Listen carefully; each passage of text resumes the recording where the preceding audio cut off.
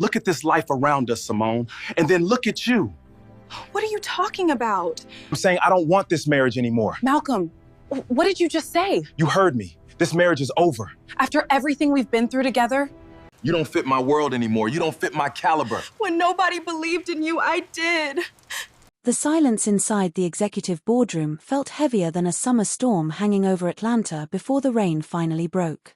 23 leaders sat around a polished black conference table without speaking a single word. At the far end stood Simone Reed, a woman whose calm presence somehow controlled the entire room.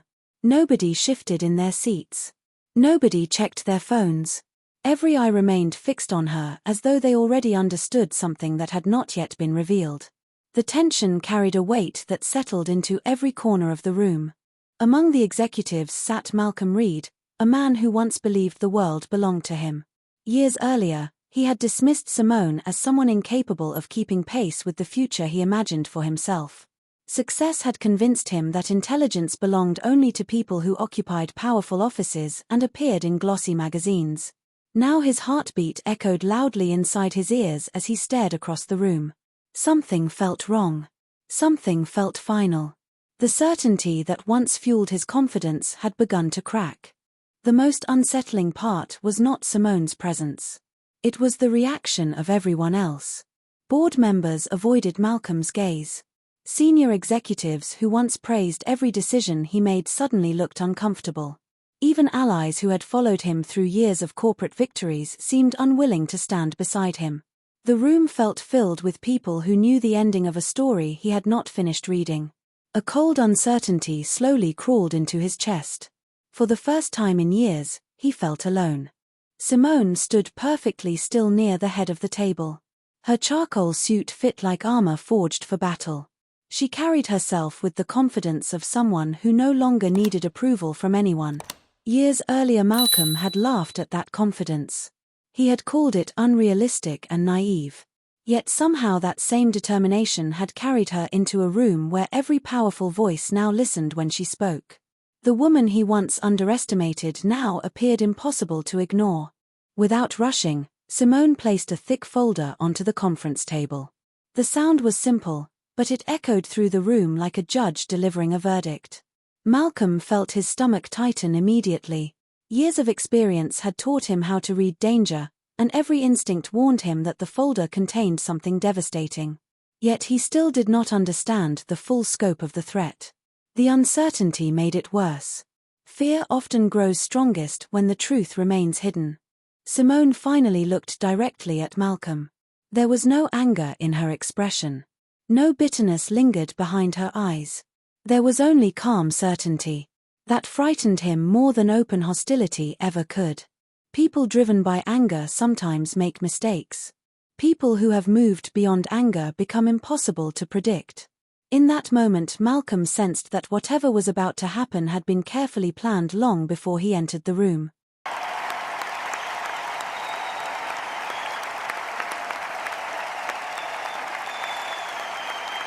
Five years earlier, Malcolm had believed he was living the dream every ambitious young professional chased.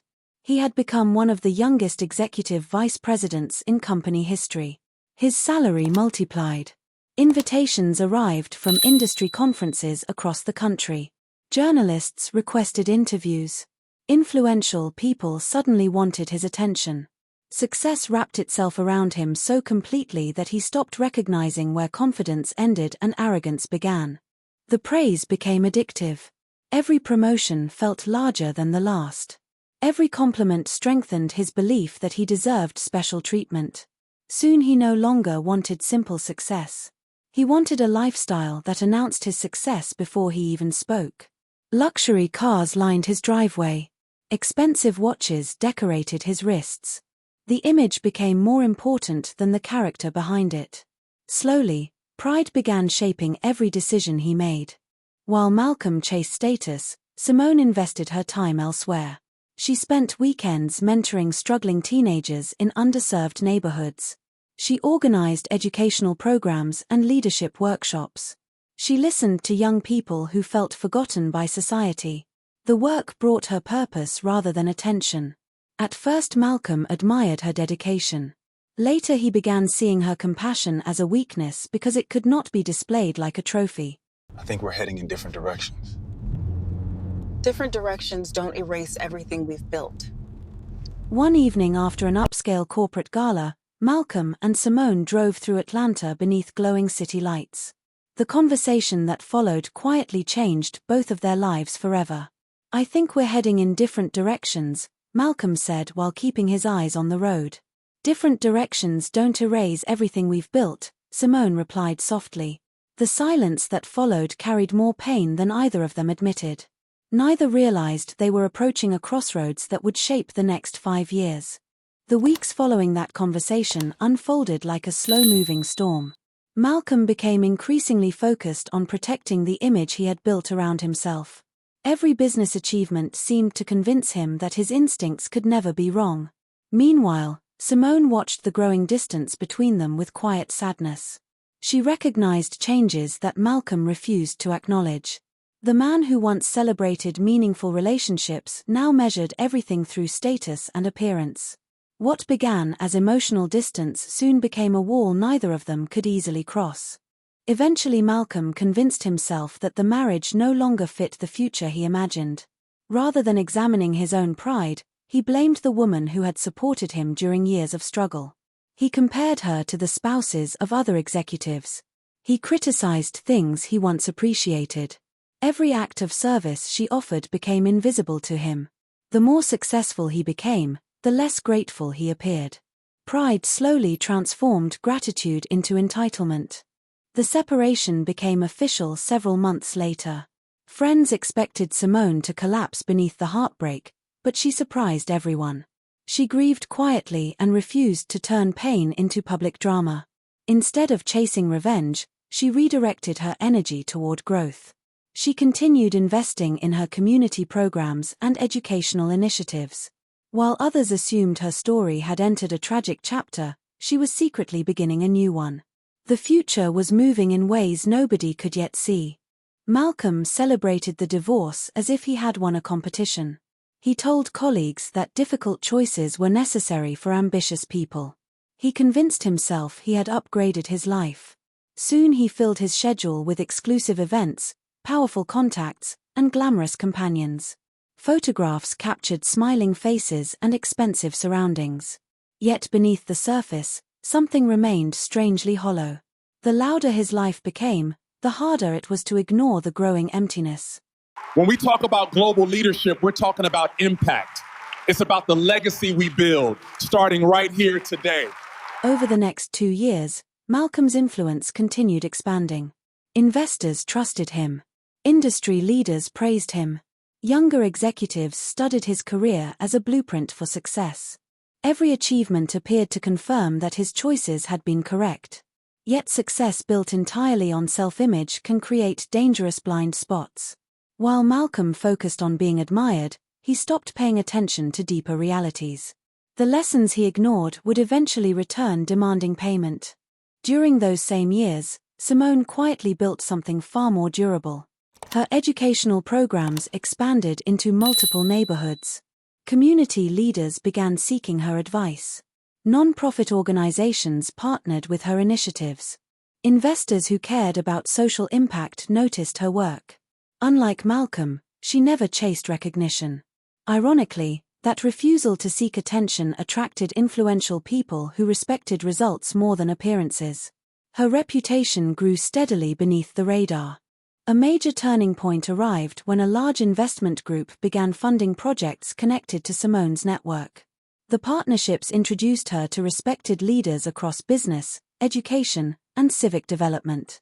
Each relationship opened another door. Each project strengthened her influence. She remained the same woman who cared about purpose, but her reach expanded dramatically. While Malcolm measured power through titles, Simone was building something far more substantial. She was building trust. Meanwhile, Malcolm set his sights on the most important opportunity of his career. His company announced a multi-billion-dollar expansion project that would shape its future for decades. Executives immediately understood what was at stake. Whoever controlled the initiative would likely become the next chief executive officer. Malcolm considered himself the obvious choice. Years of praise had convinced him the position already belonged to him. Confidence gradually hardened into dangerous certainty. The board hired an outside consulting organization to evaluate leadership candidates. Very little information was shared about the group. Executives knew only that its recommendations carried enormous weight. For months, analysts examined departments, reviewed decisions, and interviewed employees. Their work remained hidden behind closed doors. Rumors spread throughout headquarters, but nobody possessed real answers. The uncertainty unsettled even the most experienced leaders. As the months passed, strange changes began appearing around Malcolm. Board members became harder to reach. Important meetings occurred without his knowledge. Conversations stopped whenever he entered a room. One afternoon he confronted a longtime colleague. "Why does it feel like everyone is avoiding me?" Malcolm asked. "Sometimes people see a storm coming before the clouds arrive," the colleague answered quietly. The response lingered in Malcolm's mind long after the conversation ended.